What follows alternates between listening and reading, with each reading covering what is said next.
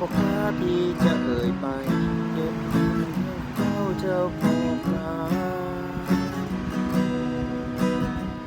ได้แต่เก็บอาการเอาไว้ยอมให้เจ้าทำตามใจถึงทรมานแต่ใจเขายังต้องทนฝืนเจ็บคอยยอมให้เจ้าแทงข้างหลังแทงแล้วถอดแล้วแทงซ้ำๆอยู่เรื่อยมายอมคอยยอมตายอย่างซา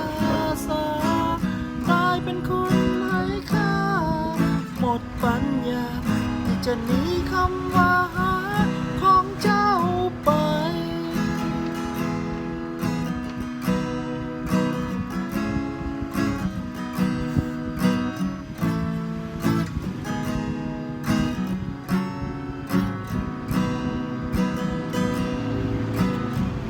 จากนี้คงเป็นแค่เพียงของตาย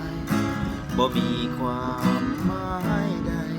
อยู่แบบคนใบ้บ่กล้าที่จะเว้าสิ่งใดได้แต่เก็บอาการเอาไว้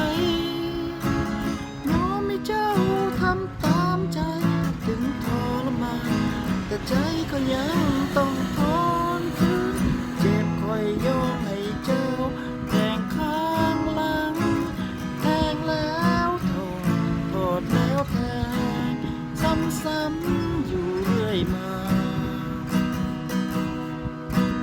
ยอมคอยยอมตายอย่างซาตายเป็นคนไร้ค่าหมดปัญญาที่จะหนีคำว่า